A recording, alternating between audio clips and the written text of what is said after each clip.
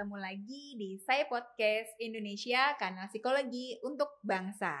Dan hari ini di sesi psikologi dan film, pasti sesi yang paling ditunggu-tunggu para psychologist listener semua ya. Wih, apakah ada istilah baru? Ya. Nah, saya Mbak Caca dan kali ini saya ditemani oleh Mas Rama. Halo. Ketemu lagi. Kayaknya kalau ngomongin film lagi. Kayaknya pasti kita ya. Iya pasti, siapa lagi? Belum ada yang lain. Mohon yang lain kalau suka film juga boleh loh gantian sama kita. Banyak loh yang bisa kita omongin kan obrolannya. Ya.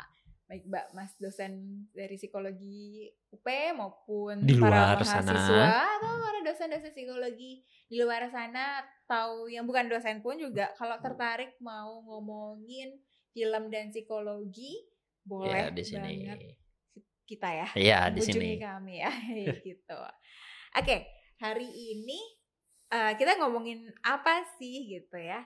Psikologi dan film tuh kan biasanya identiknya film yang ditayangkan di bioskop. Padahal kan film tuh sebetulnya pengertiannya sangat luas cukup sekali. luas ya gitu kan. Gak harus yang ditayangkan di bioskop. Bahkan ada yang namanya film series yang hanya sekitar 20-30 menit per episode gitu kan. Selama satu season gitu ditayangkan oleh beberapa episode.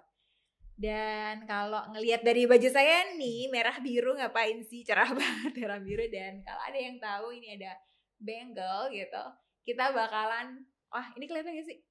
Seharusnya kelihatan. Seharusnya buat yang nonton. Tapi buat yang cuma dengerin doang, Mbak Caca pakai badge dari Disney Indonesia yang kebetulan beliau beberapa waktu lalu jadi pembicara juga untuk di acara mana di Pondok Indah ya, Marvel Exhibition. Dan kali ini berarti mewakili topik kita hari ini yaitu Miss Marvel, series baru yang sedang tayang di Disney Plus. Ya sebentar lagi juga sudah akan selesai mencapai episode terakhirnya, dan dari situ ternyata banyak materi-materi psikologi di dalamnya ya kan, mulai dari cross cultural pembicaraannya, topiknya, atmosfernya, tokoh utamanya, dan juga terlepas dari itu kehidupan keluarganya, dan terutama untuk sebagai karakter sendiri perkembangan identitas remaja.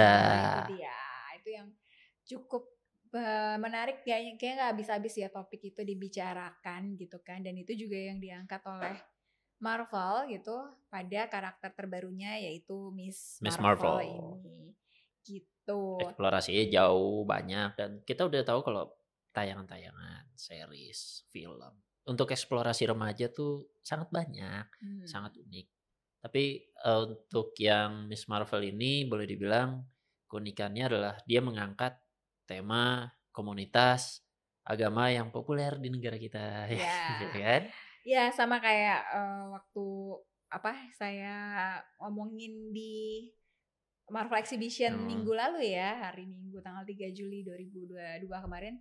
Sombong dikit biar pendengar tuh, ternyata yang ngomong di Saya Podcast tuh bukan cuma sekedar dosen loh aja ya. Boleh pasang dikit ya. Fangirl juga gitu.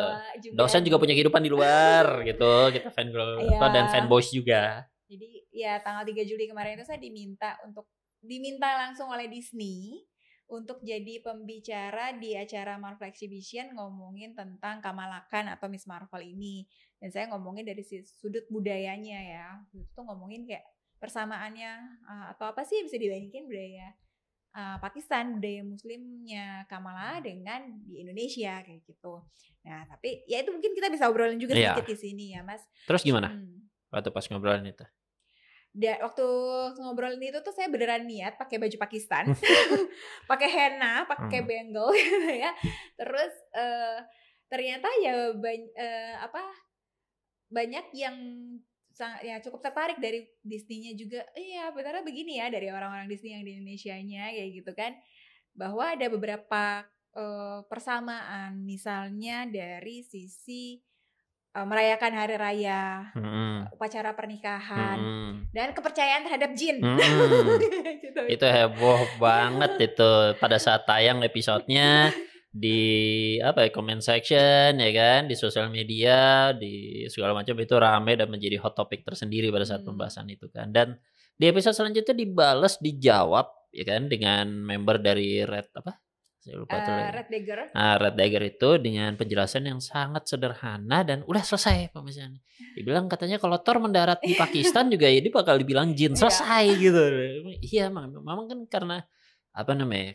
Ketidaktahuan kita dengan misteri dan hitungannya kan kayak itu mungkin di luar nalar sebagaimana seharusnya dan segala macam. Jadi kita bisa menggambarkan, mengartikan sesuatu yang tidak bisa kita jelaskan dengan penjelasan mistis, ya kan? Makanya dengan begitu juga, jadi udah pembicaraan itu selesai, nggak berlanjut hanya dengan padahal awalnya, wah itu panas sih. Banget kan, heboh banget. Juga ada kekuatan gaibnya itu emang ada gitu kan. Iya. 5 terutama kan itu kelihatan banget ya emang ada bahwa bahwa Kamala memang bukan 100% manusia gitu. Ada campuran turunan ada turunan apa gitu. Tapi itu menarik maksudnya dalam artian berarti memang segala sesuatu penjelasan yang belum bisa ya, saya nggak bisa bilang tidak, tapi mungkin belum bisa dijelaskan dengan secara ilmiah. Pasti salah satunya dengan cocokologiannya dan budaya kan, dengan budaya juga gitu. Dan lebih kencang sehingga langsung diartikan dengan sesuatu yang mistis dan akhirnya dikait-kaitan dengan segala sesuatu yang seperti itu ya. Oke, ini kita di pembukanya banyak ya. Iya makanya ini yang pembicara siapa ya? Kita udah biasa yang tamu siapa ya? Emang begini sih. Ya, jadi mungkin kita satu-satu nih, kita sosok Kamala Khan dulu sebagai Miss Marvel gitu ya. Walaupun mungkin yang kita Mas Rama ini selain sebagai dosen, pengamat film, pembuat pernah juga jadi sutradara dan penulis film, dia juga adalah fanboynya superhero. Walaupun dia lebih cenderung ke DC, tapi dia cukup ahli nih Marvelnya gitu kan. Nanti kita akan ada tebak-tebakan seberapa tahu sih Mas Rama. Aduh. Boleh. Kayak gitu. Dan ini mungkin nanti akan jadi segmen tersendiri gitu ya, berkelanjutan gitu kan, biar kita gak bosan dengerin kita ngobrol doang gitu kan ya.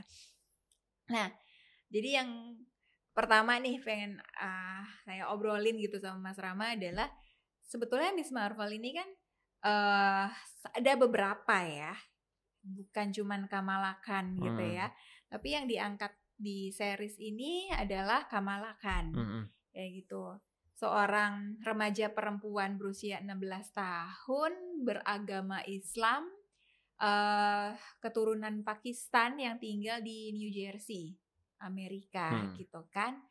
Dan dari episode-episode awalnya Miss Marvel itu para penonton bisa melihat bahwa sebagai remaja yang minoritas gitu kan ya, punya identitas berbeda daripada orang-orang lain di sekolahnya gitu, itu dia selain kena bully gitu kan, juga merasa mengalami berbagai macam proses pencarian identitas lah kayak gitu. Sampai di episode terakhir pun dia masih mencari identitasnya. Nah, kita pernah ngomongin pencarian identitas sebetulnya ya di episode sebelumnya. Episode sebelumnya. Tapi yang menarik di Miss Marvel ini adalah pencarian identitasnya ini adalah dia merasa di Amerika dia tidak diterima karena terlalu Pakistani. Begitu dia pulang kampung ke Karachi, tidak diterima juga karena terlalu Amerika. Nah, kira-kira kalau dari pembahasan psikologi gitu ya, ini tuh fenomenanya gimana sih Mas gitu? Apakah wajar seorang remaja mengalami hal tersebut gitu? Ya, terutama kalau misalnya melihat dari budaya Amerika ya, yang lebih mudah mengeneral ataupun juga mengambil kubu tertentu. Biasa tuh memang kayak di The Hood ataupun juga daerah gue, wilayah gue lawan wilayah lu ya, kayak gitu-gitu. Itu sering banyak sekali terjadi karena Amerika itu sangat community sekali ya. Jadi one community against the others atau our community against the world.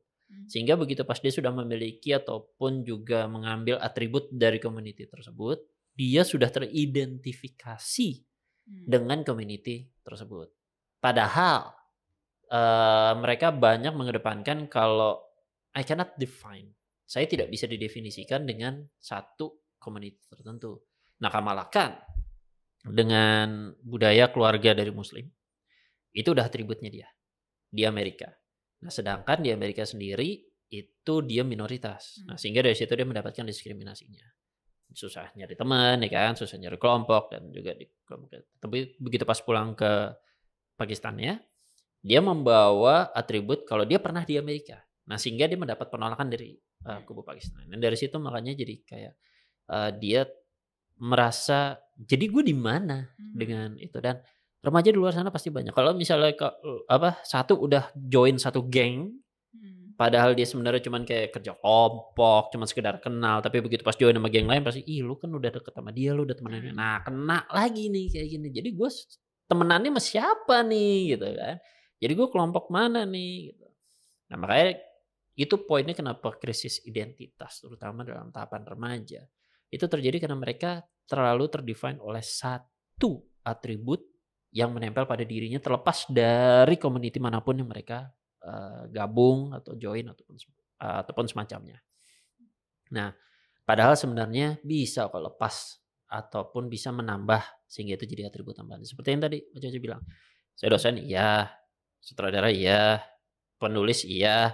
Nah, itu kan jadi atributnya banyak dan itu akhirnya yang mendefinisikan dan akhirnya yang itu identitas saya. Jadi bukan hanya satu, lepas dan menerima terhadap banyaknya variasi atribut yang mungkin bisa terjadi pada saya.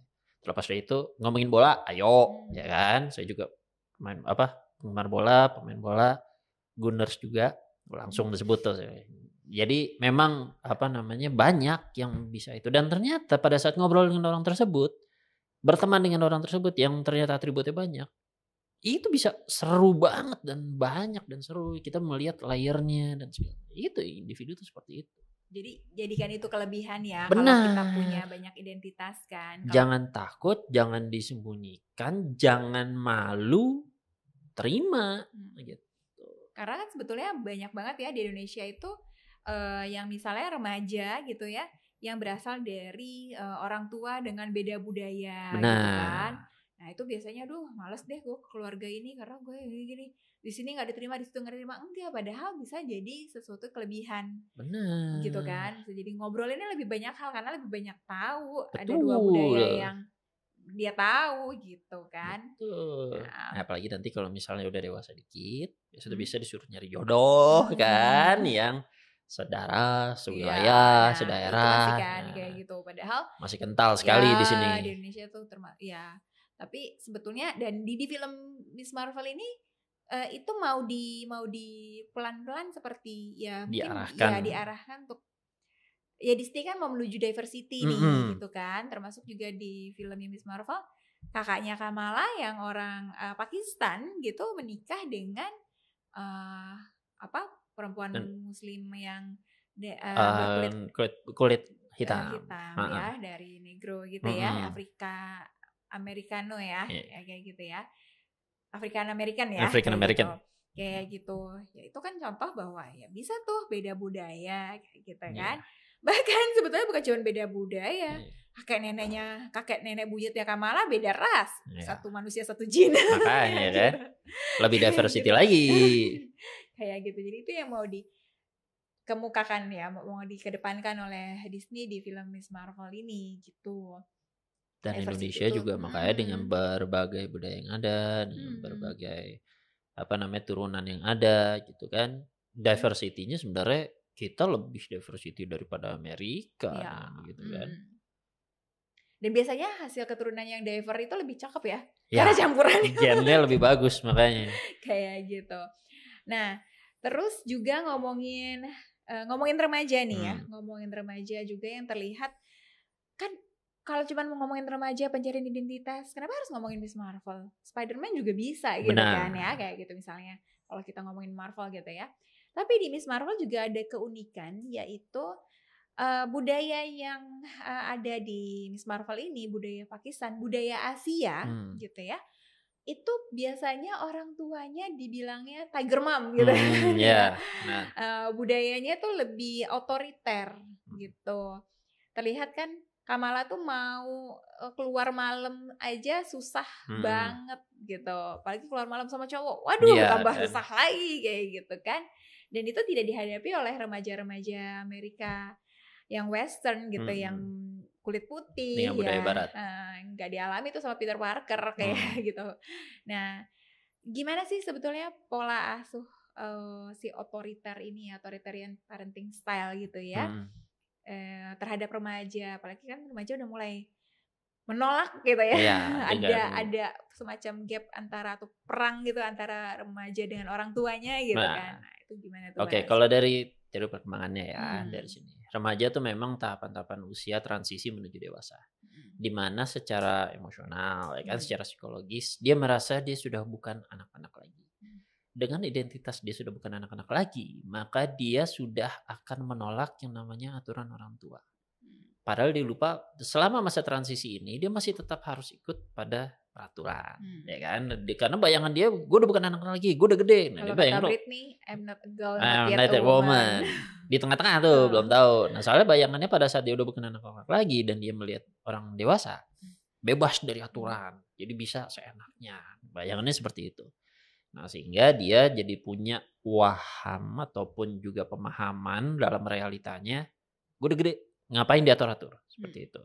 Ini terjadi di seluruh budaya sebenarnya, karena itu kondisi transisi psikologis individu dari anak menuju dewasa. Nah, dalam remaja maka ini yang dialami semua. Nah, lalu masuk di dalamnya budaya, ya kan? Nah, budaya di sini bermacam-macam, dari berbagai macam wilayah, dari berbagai orang tua jadi punya teknik yang berbeda-beda. Kalau budaya barat memang ada yang keras, tapi mungkin tidak sekekang budaya Asia.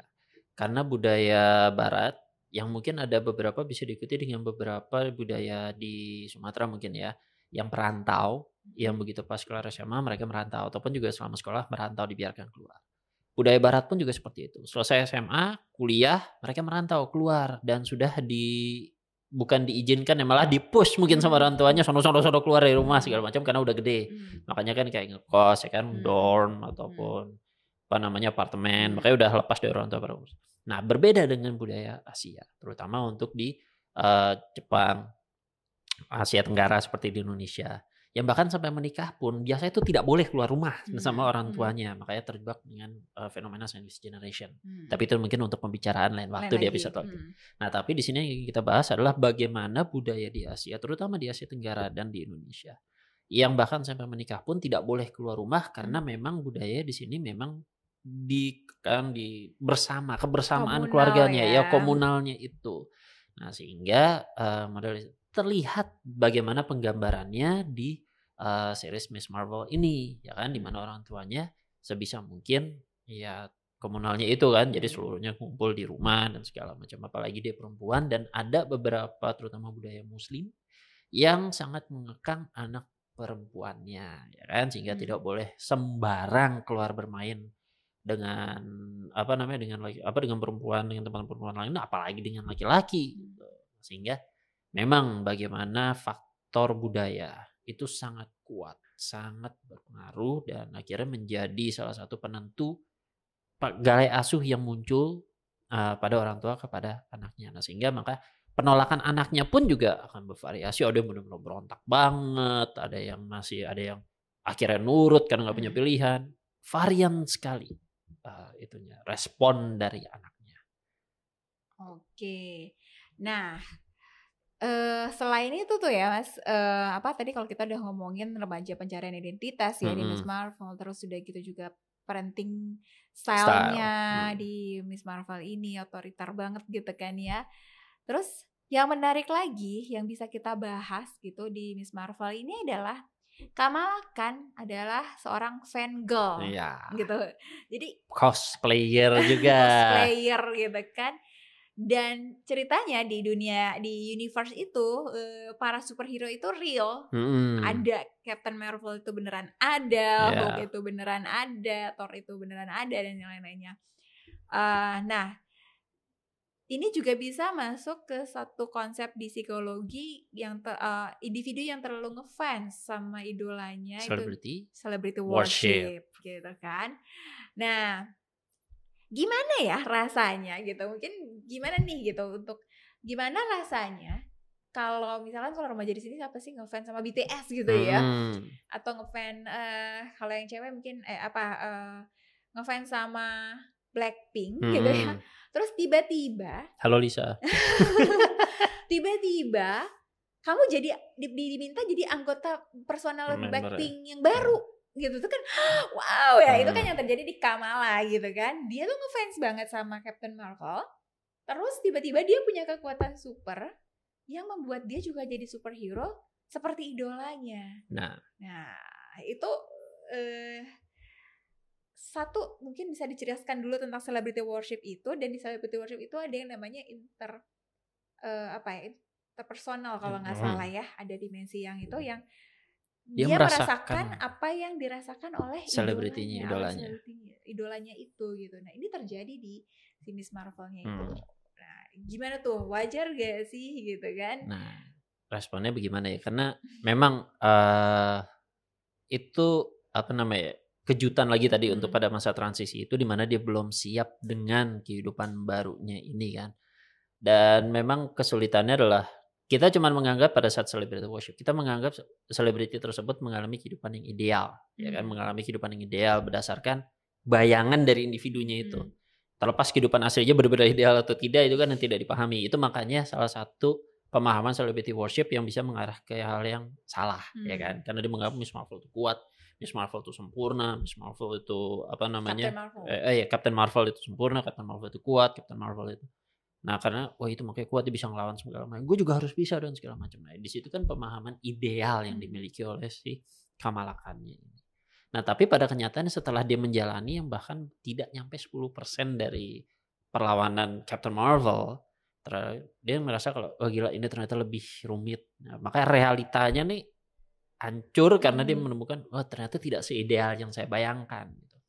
Tapi tidak tidak merendahkan dia gitu, dan dia masih terus berjuang, ya kan? Iya, ternyata jadi superhero tuh sakit ya. Iya, pegel-pegel kan, luka-luka dan bisa terancam juga nyawanya kan. Dikejar-kejar gitu kan. Nah, dari situ yang kehancuran realitanya. Nah, kebanyakan remaja karena sudah menemukan tantangan kalau ternyata tidak seideal yang dibayangkan, mundur, hilang. Nah, itu bedanya antara remaja yang benar-benar secara sukses menuju tahapan ke dewasa dengan remaja yang gagal untuk transisinya. Nah, kalau misalnya yang dia akhirnya menerima realitanya tidak semudah itu dan mau menghadapi tantangan tersebut, nah itu berhasil tuh transisi. Tapi kalau misalnya yang gagal, dia akan stuck dan akhirnya ya tidak menjalani bagaimana seharusnya. Nah, saya sendiri juga pada saat, kalau misalnya diingat dulu juga model karir juga seperti itu. Saya mengidolakan beberapa penulis di sini, mengidolakan beberapa penulis di luar. Dan suatu ketika ternyata opportunity datang, saya menjalani pekerjaan yang sama dengan idola saya.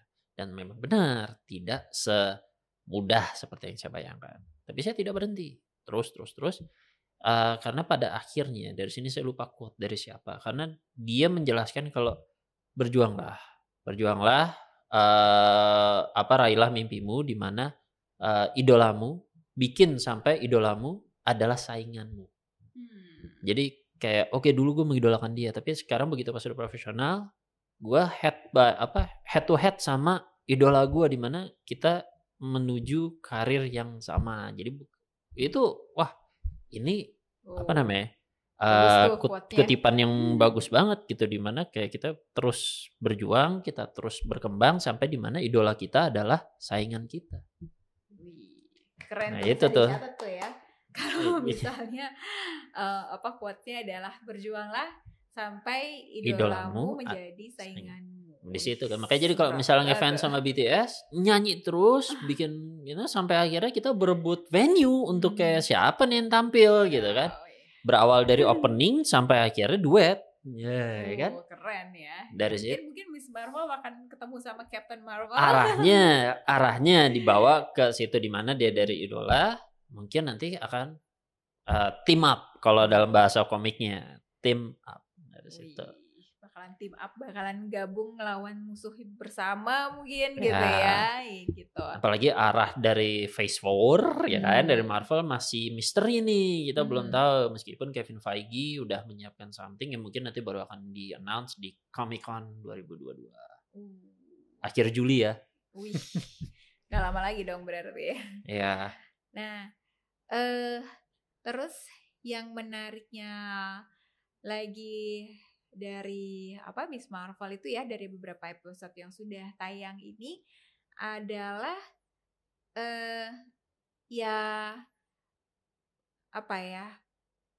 tadi gitu ya, sudah disimpulkan sih sama Mas Rama ya, secara bahwa proses pencarian jati diri, hubungan orang tua dan anak gitu kan, akhirnya lumayan lah terjawab di episode kelima, kayak gitu ya. Segitunya loh mencari jati diri. Mungkin kalau Kamala punya kekuatan untuk kembali ke masa lalu, nyari tahu siapa dia sebenarnya. Leluhurnya siapa ya kan? Siapa naninya ya, Nani. Naninya kan. Nah, terus tapi bukan berarti remaja yang lainnya kan gue nggak bisa ke masa lalu gitu, bukan kayak gitu. Justru ya coba terima dulu, coba cari tahu, coba terima kita kayak gimana. Ya mungkin. Iya, ada langkahnya loh. Tanya. Ya. Karena dari cerita Kamal kan di sini ada yang unik. Dari awal episode sampai dengan episode 5 ini, dia diceritakan bagaimana dia mengalami konflik dengan ibunya. Karena dia merasa ibunya nggak ngerti dia, ya kan? Ibunya nggak ngerti dia, makanya ditolak dia. Nah di episode 5 ditunjukin, maaf kalau misalnya spoiler, tapi harusnya enggak ya, udah tayang soalnya. Dia melihat bagaimana mudanya ibunya, ya kan? Dia melihat bagaimana muda ibunya, itu mama ya, ternyata rebel juga, ya kan? Ternyata rebel juga, fangirl juga. Jadi nggak ada bedanya sebenarnya sama dia. Tapi dari perspektif Kamalanya, dia ngeliat ibu gue kok strict banget sih, nggak tahu apa rasanya jadi remaja. Oh jangan salah, justru karena tahu pernah remaja jadi seperti itu. Makanya rahasianya adalah tanya. Kalau misalnya kayak gitu ngobrol, makanya poinnya kan di situ untuk ngobrol. Makanya di akhir episode diperlihatkan bagaimana Nani, maknya dan Kamala akhirnya ngobrol, ya kan, ngobrol, dan dari situ kepahaman tersebut tercapai. Ya, ngobrol antar generasi ya. Iya, gitu. Jokes-jokesnya. Karena biasanya terjadi gap generation itu. Benar. Karena kita nggak tahu dulu apa yang dialami, padahal sebenarnya sama, jangan salah. Kayak gitu. Nah, mungkin coba games dulu ya. Iya, sudah saatnya ternyata, sudah saatnya. Baiklah, kita harus ready, steady, aduh. Dari ini tanya-tanya. Cukup dakdikduk ya di sini ya. Karena ini bahkan saya juga dadakan nih nyiapin pertanyaannya. Jadi belum tahu nih ya. Seramanya juga belum tahu bakal ditanya apa. Oke, yang pertama adalah ya secara Marvel secara umum dulu. Kita buktikan wawasan Mas Rama terhadap MCU. Secara umum. Di situ baru kita akan menyempit ke Miss Marvel ya. Baiklah. Oke. Pertanyaan pertama. Sampai saat ini ya, ini di Juli 2022. Sudah berapa film MCU yang tayang? Film? Ya, non-series film. Non-series film 25 plus 4, 29. Wih. Bukan itu benar ya. Oke, sebutkan secara berurutan 10 film MCU pertama. Iron Man 1, Incredible Hulk, Iron Man 2, Thor, Cap, Avengers, Iron Man 3, Dark World, Winter Soldier, dan yang terakhir itu Guardians of the Galaxy. Langsung pinter banget ya. Yang nonton mau jawab keduluan Mas Rama gitu ya. Oke. Ditanya psikologi mungkin nggak bisa jawab selancar ini kan. Gitu. Oke. Pertanyaan ketiga. Karena Miss Marvel ini perempuan ya. Sebutkan semua superhero perempuan yang sudah tayang di MCU. Oke, ini sebuah tantangan sendiri ya, karena tidak semua punya solo filmnya, tapi yang pasti muncul Black Widow udah pasti kan. Black Widow, oke. Black Widow yang pertama, lalu untuk selanjutnya setelah Black Widow itu ada Gamora dari Guardians of the Galaxy, nggak tahu dia masuk hitungan apa. Yes, bisa Gamora. Ya kan, Gamora juga. Soalnya Pepper Potts juga sempat pakai, ya kan. Namanya dia bukan Iron Lady juga. Iron? Lupa juga sebutannya. Iron siapa ya? Pepper Potts. Ya, terus ada Valkyrie juga. Oke, tadi Pepper Potts, Ya, Valkyrie, oke. Valkyrie, terus ada Wasp. Ya, Udah pasti Wasp. kan, Wasp kan. Terus itu Captain Marvel, ya kan. Terus saya nggak tahu Nebula termasuk apa enggak ya, karena dia kan awalnya penjahat ya. Bisa masuk kayaknya. Ya kan masih Iron bisa masuk. SQ, Ya. Pepper Potts. Iya, maaf tuh saya kurang tahu kayak gitu. Terus saya soalnya coba mengingat-ingat ini adegan terakhir di Battle Infinity War nih ya kan, di Endgame tuh semua ada adegan kayak gitu kan. Habis ya? Oh iya, dari Wakanda jenderalnya saya lupa itu namanya. Okoye. Ya itu dia. Ada satu lagi yang paling ada lagi ya. Ada yang belum disebut. Terakhir jadi jahat sih. Wanda. Itu kata kuncinya udah itu Wanda. Scarlet Witch ya. Scarlet Witch. Kalau jadi hero dia kerja, kalau jadi ya Scarlet Witch. Scarlet Witch ya. Benar. Kayak gitu. Oke, itu kan. Ya, dan Miss Marvel ya. Iya. Dan bentar lagi She-Hulk. Iya, She-Hulk. Bentar lagi She-Hulk ya, kayak gitu. Ada masih satu lagi. Jessica Jones belum kesebut, tapi sebenarnya basically dia kan masih belum integrate ke MCU. Iya. Di ini udah ada dong. Di Captain Carter. Captain Carter. Aku selalu ingetnya Captain British karena dia pakai Inggris. Bukan Captain Carter. Captain Carter. Yes, I can do this all day. Itu jadi yang kalau itu belum masuk ke MCU ya. Belum, Jessica Jones ya. Enggak, Fantastic Four juga belum masuk ya. Kayak gitu. Ya, tuh. Terus pertanyaan menjelang UAS ya, jadi saya juga dites ini. Oke, pertanyaan berikutnya khusus ke Miss Marvel-nya sendiri. Oke. Apa ya pertanyaannya yang terkait Miss Marvel? Oke. Mungkin bisa sebutin, nonton kan ya, generasinya dari buyut nama generasinya Miss Marvel dari nama buyutnya, nama naninya, nama Aminya. Waduh, saya cuma tahu Aisyah ya kalau nggak salah ya. Aisyah nama. Oke. Naninya lali, aku namanya Nani sama Aminya aku lali, lupa, nggak terlalu mengingat. Aisyah, Sana, Muniba, dan Kamala. Ya kan terbuktikan ternyata memang saya juga tidak apa-apa juga anaknya. Ya gitu. Ya mungkin Mas Rama mau nanya balik biar seru di episode yang lain. Kalau pada saat pembahasan tentang DC. Wow. Kayaknya itu saya paling nggak bisa jawab. Cenderung Marvel. Oke. Nah, selain pertanyaan terakhir adalah kira-kira kenapa sih mungkin bagi yang belum nonton gitu ya, bagi yang belum nonton Miss Marvel, kenapa sih harus nonton Miss Marvel menurut Mas Rama sendiri secara umum atau bahkan mungkin dari sisi lebih spesifik, entah budaya, entah psikologi, entah apa? Kalau secara umum sih basically di sini karena memang ceritanya sendiri juga cukup menarik ya, karena perspektifnya baru. Dalam artian belum banyak produksi Amerika yang mengangkat tentang kehidupan komunitas Muslim, terutama kehidupan komunitas Muslim di Amerika.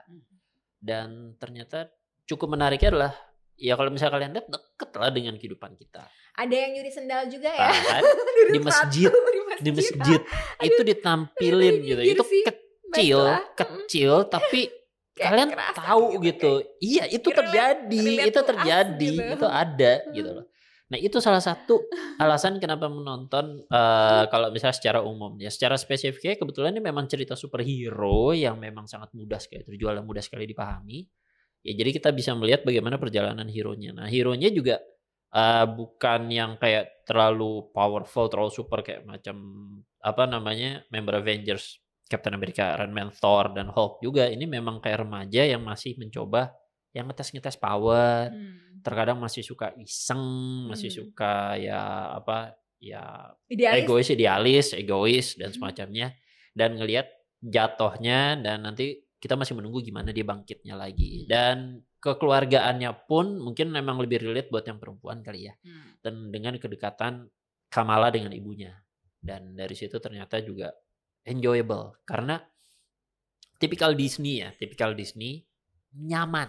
Yes. dengan mengikuti ceritanya. Jadi meskipun ada drama keluarganya tapi tidak terlalu mengancam, tidak terlalu capek dalam tanda kutip efeknya, jadi lebih nyaman sehingga bisa dengan mudah mengikuti. 6 episode doang lagi kan. Ya. Jadi tidak terlalu panjang, tidak terlalu ketinggalan dan sudah streaming jadi bisa tidak perlu takut ketinggalan dan bisa selalu diikuti. Yes. Mungkin saya nambahin ya. Ya benar tadi Mas Rama ngomong ini nyaman banget. Ini enjoyable nontonnya. Karena apa tuh komikable maksudnya karena Kamalanya itu adalah penggemar komik, jadi terutama di episode awal gitu ya masih jadi, cosplay ya, masih ikut kompetisi, masih cosplay dan ada bumbu-bumbu komiknya, tiba-tiba ada gambar komik karena visualnya masih ada visual animasi di dalamnya. Kayak gitu itu keren sih, itu memanjakan mata juga sih buat pencinta komik kayak gitu ya. Masih lucu-lucu lah. Apalagi kalau yang ngikutin komiknya itu banyak banget yang diambil dari si komik Miss Marvel-nya sendiri. Nggak stres nontonnya kayak Moon Knight.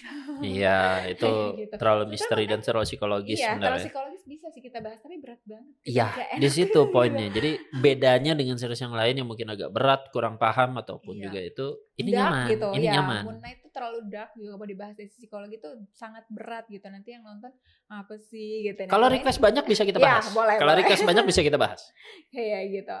Nah, jadi apa ya itu Miss Marvel tuh nyaman banget nontonnya.